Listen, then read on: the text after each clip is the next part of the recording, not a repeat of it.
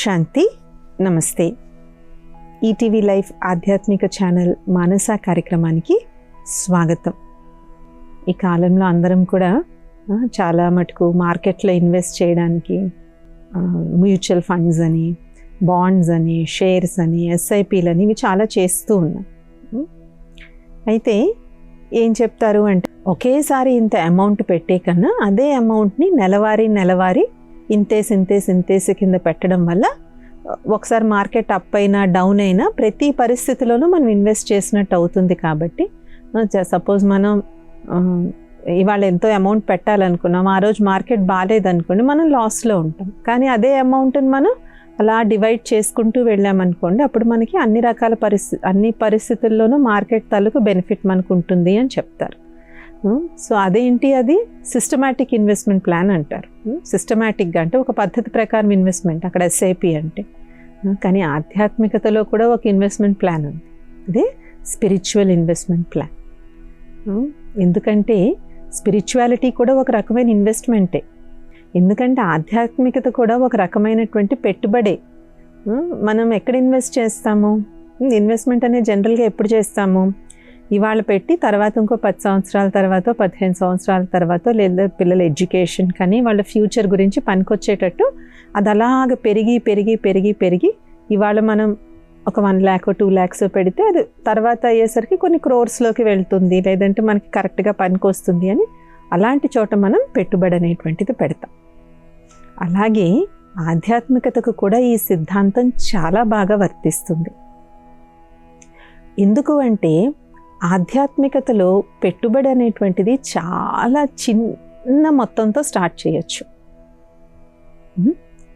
ఏ విధమైనటువంటి కష్టం లేకుండా, ఏ విధమైనటువంటి అక్కడ అప్పులు చేసి ఇక్కడ అప్పులు చేసి లేకుండా, వెరీ స్మాల్గా జస్ట్ రోజులో ఉదయం ఒక 10 నిమిషాలు, సాయంత్రం ఒక 10 నిమిషాలు. ఒకసారి గుల్జార్ దాదీ గారు లండన్ వెళ్ళారు.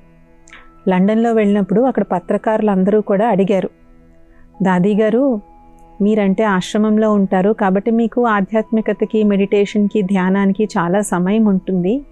మరి మేమందరూ పిల్లల్ని చూసుకోవాలి, మా జాబ్స్ చూసుకోవాలి, ఇన్ని చెయ్యాలి కదా, మరి మాకెక్కడ సమయం ఉంటుంది దాదీ గారు అని అడిగారు. ఇప్పుడు దాదీ గారు ఎంతో చక్కని జవాబు అనేటువంటిది వాళ్ళకి ఇచ్చారు. ఏమన్నారంటే, ప్రతి గంటకి ఒకే ఒక్క నిమిషం మీరు కేటాయించండి. ఒక్క నిమిషం. ఆ ఒక్క నిమిషంలో ఏకాగ్ర చిత్తులై పరమాత్మని స్మృతి చేయండి, లేదంటే సంపూర్ణ సైలెన్స్లోకి వెళ్ళిపోండి, లేదంటే ఒక మంచి పాజిటివ్ థాట్ తీసుకుని 1 minute పాటు అదే పాజిటివ్ థాట్ని రిపీట్ చేస్తూ వెళ్ళండి. ఆ ఒక్క నిమిషం యొక్క ఆధ్యాత్మిక శక్తి ఎంత గొప్ప పెట్టుబడి అంటే, ఆ శక్తి మనల్ని 1 గంట వరకు నడుపుతుంది. కాబట్టి మీరు అనుకోవచ్చు, సిస్టర్ ఉదయం చేసే 10 నిమిషాలు, రాత్రి చేసే 10 నిమిషాల వల్ల ఉపయోగం ఏంటి అని. ఇది 10 నిమిషాలు అవ్వచ్చు, పావుగంట అవ్వచ్చు, అరగంట అవ్వచ్చు. ఆ చేసేది మనం ఎంతెంత స్థిరంగా, ఏకాగ్రంగా, ఏ విధమైనటువంటి వ్యాకులత అంటే డిస్ట్రాక్షన్స్ లేకుండా మనం చేస్తే ఆ ఎనర్జీ అనేటువంటిది ఎంత గొప్పది అంటే అది మనల్ని రోజంతా కూడా మనల్ని అది సస్టైన్ చేస్తుంది. మనం ఇవాళ చేసేటువంటి ఇన్వెస్ట్మెంట్కి రిటర్న్స్ ఎంత వస్తాయని మనం లెక్క పెట్టుకుంటాం కదా, అలాగ మనం రోజు చేసేటువంటి ఉదయం 10 నిమిషాలు, అరగంట, మధ్యాహ్నం కాసేపు, సాయంత్రం కాసేపు, కొద్ది ఫ్యూ మినిట్స్ చేసేటువంటి ఈ ఆధ్యాత్మిక అభ్యాసాలన్నీ కూడా మనకి ఎన్నో విలువైనటువంటి రిటర్న్స్ని అవి ఇస్తాయి. ఏంటి ఆ రిటర్న్స్? ఏంటొస్తాయి మనకి? ఈ పెట్టుబడికి మనకి వాపస్ ఏమొస్తుంది అంటే, ఫస్ట్ వచ్చేటువంటిది చికాకు, విసుగు, కోపం అన్నీ కూడా తగ్గిపోతాయి. చిన్న వాటికే ఊరికే ఇరిటేట్ అయిపోయి, ఫ్రస్ట్రేట్ అయిపోవడం ఏదైతే ఈ కాలంలో చాలా కామన్ అయిపోయిందో అది కూడా తగ్గుతుంది. మొన్న ఆ మధ్యలో అంటే ఎంత చిన్న వాటికి ఇప్పుడు మనుషుల్లో కోపం వస్తుందనే దానికి చిన్న ఉదాహరణ. మొన్న ఒకసారి మెట్రోలో వస్తూ ఉండడం జరిగింది. ఒక వ్యక్తి కాలు మీద కాలు వేసుకుని కాలు బాగా ముందుకు చాపుకుని సెల్ ఫోన్ చూసుకుంటూ ఉన్నాడు. దానివల్ల అందరూ కూడా మెట్రో ఎక్కుతున్న వాళ్ళు దిగుతున్న వాళ్ళకి అందరికీ అతని కాలు తగులుతూ ఉంది. ఇప్పుడు ఆ వ్యక్తికి చెప్పడం జరిగింది, సార్ కొంచెం సరిగ్గా కూర్చోండి, అందరికీ మీ కాలు తగులుతుంది. దానికి ఆ వ్యక్తికి చాలా కోపం వచ్చింది. ఆ పక్కనంత ప్లేస్ ఉంది కదండి, అక్కడి నుంచి వెళ్ళలేరా అని అడిగారు. అది కూడా చాలా కోపంగా. ఎందుకు అంటే మన లోపల శక్తి అసలు లేదు, శూన్యమైపోతుంది. కాబట్టి చిన్న చిన్న మాటలకి కూడా మనం చాలా ఎక్కువగా మనం ఉద్రేకపడుతూ ఉన్నాం, చాలా ఎక్కువ ఆవేశపడుతూ ఉన్నాం. కాబట్టి ఎప్పుడెప్పుడైతే మనము గంటలో 1 నిమిషము, అలాగే ఉదయం కొంచెం సేపు ఆధ్యాత్మికత అనేటువంటి పెట్టుబడి ఎప్పుడైతే మనం పెడతామో, ఇలా చిన్న చిన్న వాటికి ఫ్రస్ట్రేట్ అవ్వడం, కోపం పెట్టుకోవడం అనేటువంటివి తగ్గుతాయి. రెండవది, ఆంతరికమైనటువంటి ఒక శాంతి అనేటువంటిది మనకి అనుభవం అవుతుంది. It is an internal piece. బయట పరిస్థితులు ఎలా ఉన్నా, ఒక్కోసారి మనం ఆఫీస్కి మంచి మూడ్లో వెళ్తాం, వెళ్ళగానే బాస్ క్యాబిన్లోకి పిలిచి అది తప్పు జరిగింది, ఇది తప్పు జరిగింది, ఇది ఇలా అలా వచ్చింది, ఇది ఇలా అలా వచ్చింది. మన మనోస్థితి కూడా కొంచెం డౌన్గా ఉందనుకోండి, ఇప్పుడు ఆ క్యాబిన్ ఏమవుతుంది, ఒక యుద్ధ భూమి కింద తయారవుతుంది. కానీ మన మనోస్థితి కానీ కరెక్ట్గా ఉన్నట్లయితే అప్పుడు మనకి ఏం అర్థమవుతుంది, ఇది నేను మాట్లాడడానికి ఇది రైట్ టైం కాదు. అంటే పక్క వాళ్ళు కోపంగా ఉన్నప్పుడు మనం కూడా మాట్లాడితే కోపంలో ఉన్నటువంటి వ్యక్తికి అస్సలు వాళ్ళలో విచక్షణ జ్ఞానం అనేటువంటిది పోతుంది. అలాంటప్పుడు మనం ఎంత కరెక్ట్ మాట చెప్పినా వాళ్ళు వినరు. అది మనకన్నా పెద్దవాళ్ళు అవ్వచ్చు, చిన్నవాళ్ళు అవ్వచ్చు. విచక్షణ జ్ఞానం కోల్పోయినటువంటి వ్యక్తి ఎదురుగుండా మనం వెళ్ళి ఎంత మొరపెట్టుకున్నా అది ఆ వ్యక్తిలోని క్రోధాన్ని ఇంకా పెంచుతుంది తప్ప తగ్గించదు. కానీ ఎప్పుడైతే మనం ఉదయాన్నే ఆధ్యాత్మిక సాధన ఇవన్నీ చేస్తామో మనకు తెలుస్తుంది, ప్రస్తుతానికి ఈ వ్యక్తి క్రోధం యొక్క వశంలో ఉన్నాడు, కాబట్టి ఇప్పుడు నేను ఏమీ మాట్లాడకపోవడమే మంచిది అని సమయం సందర్భం చూసి మాట్లాడతాం. దానివల్ల సమస్య పరిష్కారం అవుతుంది, మనము గట్టిగా ఆవేశంలో రావాల్సిన అవసరం ఉండదు. అన్నిటికన్నా ఎక్కువగా మన బాస్కి మనం అంటే విలువ పెరుగుతుంది. వీళ్ళు ఏదైనా ఆచితూచి ఆలోచించి చేస్తారు, మన మీద నమ్మకం పెరుగుతుంది. అలాగే వచ్చేటువంటి 3వ రిటర్న్, ఈ ఇన్వెస్ట్మెంట్కి మనకి వచ్చేటువంటి 3వ రిటర్న్ ఏంటి అంటే పొదుపు. ఏం పొదుపు? అక్కడ కూడా చూడండి, ఎక్కడన్నా పెట్టుబడి పెట్టాలంటే మనం ఏం చేయాలి, పొదుపు చేసుకోవాలి. ముందు డబ్బులు దాచుకోవాలి కదా.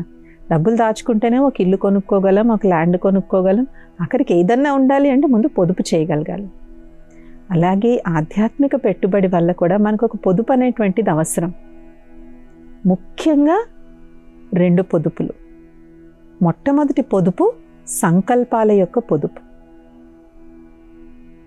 అన్నిటికన్నా ఎక్కువ శక్తిని తీసేసుకునేది ఏంటి అంటే మన సంకల్పాలు, ఫిజికల్ పని కాదు. చూడండి, కష్టపడి పనిచేసేటువంటి శ్రామికులు, కూలీలు ఉంటారు. వాళ్ళు ఎంతో కష్టపడి పనిచేస్తారు. అలాగని సాయంత్రం అయ్యేసరికి వాళ్ళు ఏమన్నా చతికిలు పడిపోతున్నారా? లేదు, మళ్ళీ ఇంటికి వెళ్తారు, హాయిగా వంట చేసుకుంటారు, పడుకుంటారు, మర్నాడు మళ్ళీ పనికి వస్తున్నారు. మరి అంత శారీరక శ్రమ చేస్తున్నారు కదా, చతికిలు పడిపోవాలి కదా. కానీ ఒక వ్యక్తి చాలా తక్కువ శారీరక శ్రమ చేసి రోజంతా కూడా ఆలోచనల్లో, ఓవర్ థింకింగ్లో గడిపిన వ్యక్తి సాయంత్రానికి మొహం ఎలా ఉండిపోతుంది, వడిలిపోయిన పుష్పంలాగా వారి ముఖం తయారవుతుంది. ఎందుకంటే అన్నిటికన్నా ఎక్కువ శక్తి మన మనసే తీసేసుకుంటుంది. కాబట్టి ఆధ్యాత్మికత అనేటువంటి ఈ పెట్టుబడి వల్ల మన సంకల్పాలలో పొదుపు అనేటువంటిది మనకి అలవాటు అవుతుంది. వ్యర్థం, సాధారణం, నెగిటివ్ ఈ రకమైనటువంటి ఆలోచనలకి మనం దూరంగా ఉండడమే కాకుండా సమర్థవంతమైన, ఉన్నతమైనటువంటి, దివ్యమైన ఆలోచనలు చేయడం మనకు అర్థమవుతుంది. ఎందుకంటే ఉదయాన్నే మనం చేసుకునేటువంటి ధ్యానము, మెడిటేషన్ ఏదైతే ఉందో అందులో మన మనస్సుని ఒక సకారాత్మకమైనటువంటి ఆలోచనలతో నింపేస్తాం. నేను ఒక శాంత స్వరూపాన్ని, నేను ప్రేమ స్వరూపాన్ని, పరమాత్మని యొక్క రక్షణ సదా నా మీద ఉంది, అని ఈ విధమైనటువంటి ఉన్నతాతి ఉన్నతమైనటువంటి శ్రేష్ఠ భావనలతో మనసుని బుద్ధిని నింపుతాం. కాబట్టి రోజంతా కూడా ఈ పెట్టుబడి వల్ల మనలో నెగటివ్, వేస్ట్, ఆర్డినరీ థాట్స్ అనేటువంటివి తగ్గి దాని ప్రదేశంలో సకారాత్మకమైనటువంటి ఉన్నతమైన దివ్యమైన సమర్థవంతమైన ఆలోచనలు అనేటువంటి రాబడి మనకి దొరుకుతుంది. రెండవ పొదుపు మాటల యొక్క పొదుపు. ఎక్కువగా మాట్లాడే వ్యక్తికి కూడా ఆధ్యాత్మిక శక్తి క్షీణిస్తుంది.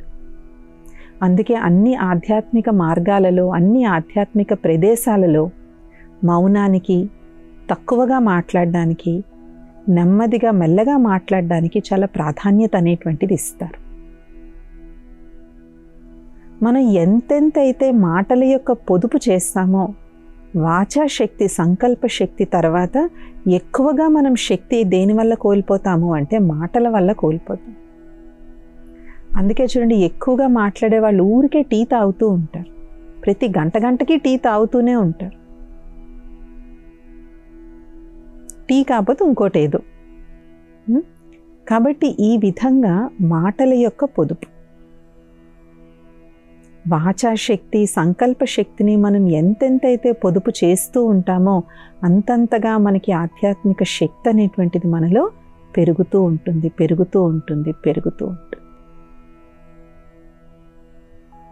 అలాగే ఆధ్యాత్మిక పెట్టుబడి, స్పిరిచువల్ ఇన్వెస్ట్మెంట్ ప్లాన్ వల్ల లభించేటువంటి ఇంకొక అద్భుతమైనటువంటి వరము ఏంటి అంటే, ఇప్పటి వరకు మనం దైనందిన జీవితం గురించి మాట్లాడుకున్నాం. మన వ్యక్తిగత జీవితంలో రోజుకి మనం లభించేటువంటి లాభాల గురించి మాట్లాడుకున్నాం. కానీ బయట చేసేటువంటి ఫైనాన్షియల్ ఇన్వెస్ట్మెంట్స్ ఏదన్నా ఒక జన్మకే ఉంటుంది, మ్యాక్సిమం ఉంటే వాళ్ళ పిల్లలకు ఉంటుంది. కానీ మనమైతే దాన్ని వచ్చే జన్మలో మనం అనుభవించలేము. వచ్చే జన్మలో మళ్ళీ మనం 0 నుంచి మళ్ళీ ఏబిసిడీల నుంచి మొదలెట్టాలి. మనం ఈ ఏబిసిడీలు ఎన్నిసార్లు నేర్చుకుని ఉండుంటాము? వీళ్ళు ఎన్నిసార్లు నేర్చుకుని ఉండుంటాము?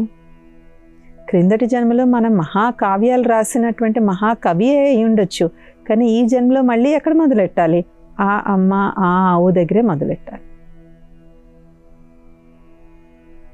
అలాగే కిందటి జన్మలో మనం కోట్లకు పడగలెత్తినటువంటి కోటీశ్వరులు అయి ఉండొచ్చు. కానీ ఈ జన్మలో మళ్ళీ ఆ రూపాయి సంపాదించడం దగ్గర మళ్ళీ స్టార్ట్ చేయాలి. కానీ ఆధ్యాత్మికత యొక్క పెట్టుబడి ఏదైతే పుణ్యము అనేటువంటి రాబడి ఏదైతే ఉందో ఇది మనకి జన్మలకి వచ్చేటువంటి రాబడి. ఇది ఈ జన్మతో సమాప్తమైపోదు, వచ్చే జన్మకి కూడా అది వెళుతుంది. మంచి పరివారంలో జన్మ దొరుకుతుంది, సంపూర్ణ ఆరోగ్యంతో ఉన్నటువంటి శరీరం దొరుకుతుంది, మంచి విద్యాబుద్ధులు అనేటువంటివి వస్తాయి, మంచి క్రమశిక్షణతో పెంచేటువంటి తల్లి తండ్రి దొరుకుతారు, అందరి యొక్క ఆలనా పాలన దొరుకుతుంది, మంచి సంస్కారం అనేటువంటిది ఉంటుంది. ఇంకా ఎక్కువ పుణ్యం చేసుకున్నారు అంటే ఎవరి ఇళ్లలో అయితే అలాంటి మంచి పుణ్యం చేసుకున్న పిల్లలు పుడతారో ఆ పిల్లలు పుట్టిన వెంటనే ఆ ఇంట్లో ఉన్నటువంటి కష్టాలు కానీ బాధలు కానీ అన్నీ కూడా మెల్లమెల్లగా తీరిపోతూ ఉంటాయి. అంటారు కదా, మా అమ్మాయి పుట్టిన తర్వాత మా జాతకమే మారిపోయింది అంటారు. అంటే వీళ్ళ పుణ్యం యొక్క రాబడి ఎంత ఉందంటే వాళ్ళకి మంచి జీవితం రావడమే కాకుండా వాళ్ళ వల్ల కన్న తల్లి తండ్రికి కూడా జీవితం అనేటువంటిది ఉన్నతమవుతుంది. ఎప్పుడెప్పుడో పెండింగ్ ఉన్న కోర్టు కేసులు సాల్వ్ అవుతాయి, అనుకోకుండా వాళ్ళకి ప్రమోషన్ ఏదో ఆగిపోతుంది, ప్రమోషన్ వస్తుంది, ఆరోగ్యాలు బాగుపడతాయి. కాబట్టి ఆధ్యాత్మికత యొక్క పెట్టుబడి అనేటువంటిది ఒక జన్మకి కాదు, అనేక జన్మలకి రాబడినిచ్చేటువంటి పెట్టుబడి. మరి అక్కడ పెట్టుబడి పెట్టాలంటే డబ్బులు కావాలి, మరి ఇక్కడ పెట్టుబడి పెట్టాలంటే ఏం కావాలి? శ్రేష్ఠ కర్మలే మన యొక్క పెట్టుబడి.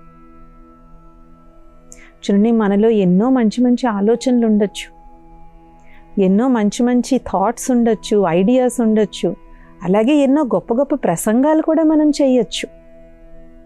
నా భూతో నా భవిష్యత్తు లాంటి, అమ్మో వాళ్ళు ప్రసంగం చేశారంటే అసలు కళ్ళు ఆర్పకుండా వింటారండి అనొచ్చు.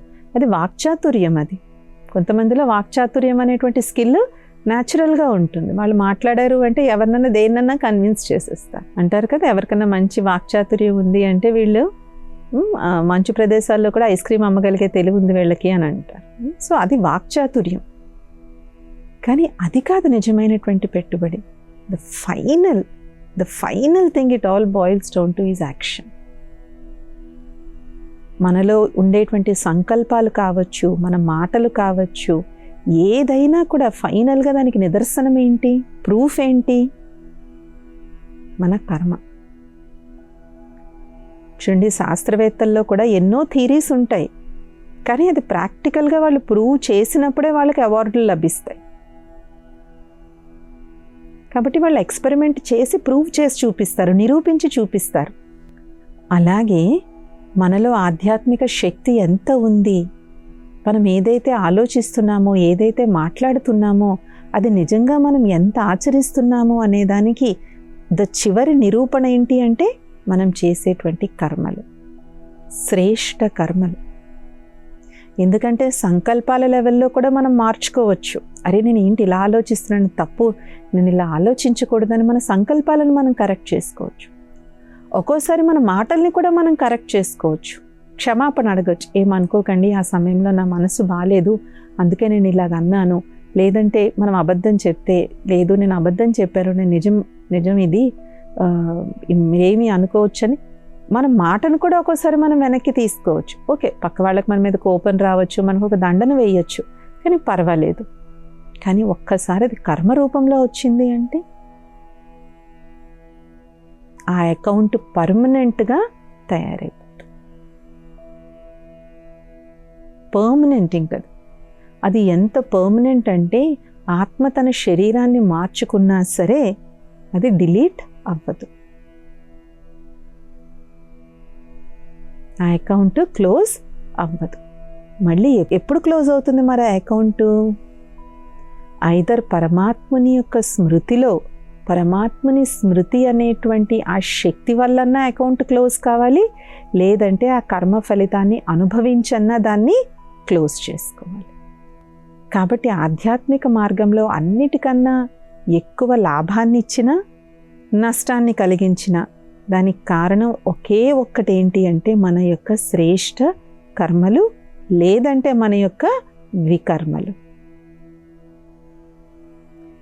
అందుకే సర్వశాస్త్ర శిరోమణి అయినటువంటి శ్రీమద్ భగవద్గీతలో కర్మయోగం గురించి అంతగా పరమాత్ముడు చెప్పడం జరిగింది. అసలు భగవద్గీతను మనం అర్థం చేసుకుంటే, దాన్ని చదివిన ప్రతిసారి, దాన్ని అర్థం చేసుకోవడానికి ప్రయత్నించిన ప్రతిసారి మనం ఆశ్చర్యపోతాం. ఎందుకంటే భగవద్గీత ఎందుకు ఇంతమందితో కనెక్ట్ అవుతుంది అంటే అందులో చెప్పేటువంటి విషయాలు ఏవో గాల్లో మాటలు కావు. ప్రాక్టికల్గా ఎన్ని తరాలు గడిచిపోయినా, ఎంత అల్ట్రా అల్ట్రా అల్ట్రా హైటెక్ అయిపోయిన సొసైటీ, అందులో ఉన్నటువంటి ప్రతి మాట, ప్రతి పదం మొత్తం మానవాళి ఆచరించదగినటువంటి విషయం. It's very practical. నిజమే కదా, కర్మ చేయడం వరకే మన చేతిలో ఉంది, దాని రిజల్ట్ నిజంగా మన చేతిలో ఉందా? ఒకసారి ఆలోచించండి. మన జీవితంలో మనం ఎన్నో అనుకుని ఎన్నో మొదలు పెడతాం, ఎన్నిటి తాలూకు రిజల్ట్ మనం ఆశించినట్టు వస్తుంది? కాబట్టి ఇలాగా, అందుకే భగవద్గీతలో కూడా కర్మ గురించి పరమాత్ముడు అకర్మ, సుకర్మ, వికర్మ, ఇలాగ ఇన్ని రకాలైనటువంటి కర్మల గురించి చెప్పడం జరిగింది. కర్మను ఏ భావనతో ఆచరించాలి, కర్మ చేస్తున్నప్పుడు ఏ స్మృతి ఉండాలి, కర్మ అయిపోయిన తర్వాత మనకి ఏది విధమైనటువంటి నిర్మోహత్వం వచ్చేయాలి కర్మ మీద. మరి కర్మ యొక్క రిజల్ట్ వచ్చినప్పుడు కూడా మనం దాన్ని ఏ విధంగా స్వీకరించాలి? అందుకే ప్రతి ఒక్కరూ కూడా భగవద్గీతను కంపల్సరీగా చదవాలి. భలే ఆ ఒరిజినల్ సాంస్క్రిట్లో మనకు చదవడం రాకపోయిన దానికి ఎన్ని మాతృకలు ఉన్నాయో, అలాగే ఇంకా దాన్ని చాలా సింప్లిఫై చేసేసి గొప్ప గొప్ప మహానుభావులు చిన్న చిన్న పిల్లలకు కూడా అర్థమయ్యేటట్టు ఇప్పుడు భగవద్గీతను చాలా సింపుల్గా చేసి కూడా చెప్తున్నారు. మళ్ళీ మనకి ఒరిజినల్ సాంస్క్రిట్ మనకు అర్థం కాకపోవచ్చు, చదవడం రాకపోవచ్చు. మనం మామూలుగా ప్రతిరోజు మాట్లాడుకునే తెలుగు భాష, హిందీ, ఇంగ్లీష్ అన్ని భాషల్లోనూ శ్రీమద్ భగవద్గీత గురించి, దాన్ని ప్రాక్టికల్ లైఫ్లో అప్లై చేయడం గురించి ఉంది. అట్లీస్ట్ అవన్నా మనకు తెలియదు. కాబట్టి మనం ఆధ్యాత్మిక మార్గంలో పెట్టుబడేటువంటి పెట్టుబడి మొట్టమొదటిది మన సమయం, అది కూడా చాలా కొద్ది సమయం, ఎక్కువ సమయం కూడా అవసరం లేదు. రోజంతా మిమ్మల్ని కూర్చొని చేయమనట్లేదు. యాక్చువల్గా రోజంతా ఈ ఆధ్యాత్మిక మార్గం వాళ్ళు కూడా చేయరు. మీరు ఏదన్నా ఆశ్రమానికి వెళ్ళండి, తెల్లవారుజామున 3 గంటల నుంచి 6:30, 7 వరకు సాధన ఉంటుంది. మళ్ళీ సాయంత్రం ఉంటుంది సాధన. రోజంతా వాళ్ళు కర్మణా సేవ చేస్తారు. ఆశ్రమంలో పనులన్నీ చేసుకోవాలి, వాళ్ళ వంట వాళ్ళే చేసుకోవాలి. కొన్ని ఆశ్రమాల్లో గోశాలలు ఉంటాయి, ఆ గోవులను చూసుకోవాలి. ఇంకా ఎన్నో అకౌంట్స్ పనులు, ఇవన్నీ బోలెడు పనులు ఉంటాయి ఆశ్రమాల్లో. ఆశ్రమాల్లో కూర్చున్న వాళ్ళు అందరూ ఖాళీగా కూర్చోరు. పైగా బోలెడు చోట క్లాసెస్ చెప్పడానికి వెళ్ళాలి. ఎంతోమంది జిజ్ఞాసువులు వస్తారు, వాళ్ళని కలవాలి, వాళ్ళ ప్రాబ్లమ్స్ అన్నీ వినాలి. అండ్ ఇంకొకటి, ఉద్యోగం చేసే వాళ్ళకన్నా ఒకరోజు సెలవు ఉంటుంది. ఆధ్యాత్మిక మార్గంలో సేవ చేసే వాళ్ళకి ఏ సెలవు ఉండదు. అండ్ ఒక టైమింగ్ కూడా ఉండదు. ఒక బోర్డు పెట్టి ఈ టైంలోనే రావాలని కూడా మనం చెప్పలేం. ఎందుకంటే జిజ్ఞాసువులు అందరూ వాళ్ళకి ఏ టైంలో కుదిరితే ఆ టైంలో వస్తారు. ఆ టైంలో వాళ్ళకి హాజరయ్యి వాళ్ళ సమస్యను మనం తీర్చాలి. సో రోజంతా కూర్చొని తపస్సు చేసుకునే టైం ఆధ్యాత్మిక మార్గంలో నడిచే వాళ్ళకు కూడా ఉండదు. కానీ ఆ ఉదయం సమయం, మధ్యాహ్నం సమయం, సాయంత్రం సమయం ఏమైతే ఉన్నాయో అందులో చాలా నిశ్చయ బుద్ధి అయ్యి చాలా ఏకాగ్రంగా దాంట్లో మనం పెట్టుబడి ఇన్వెస్ట్ చేస్తాం. కాబట్టి దాని యొక్క రాబడి మనం రోజంతా ఎంజాయ్ చేస్తాం. అలాగే ఎప్పుడైతే శ్రేష్ఠ కర్మలు అనేటువంటి పెట్టుబడి పెడతామో దాని రాబడి మనం జన్మ జన్మలకి మనం అనుభవం చేస్తాం. కాబట్టి ఈ కాలంలో ఎంతోమంది ఎస్ఐపిల్లో ఇన్వెస్ట్ చేస్తూ వాళ్ళ ఫ్యూచర్ని సెక్యూర్ చేసుకుంటూ ఉన్నారు.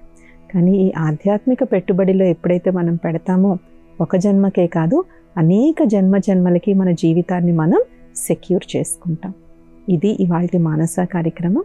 వచ్చే మానసాలు ఇంకొన్ని అంశాలతో కలుద్దాం. ఓం శాంతి. నమస్తే.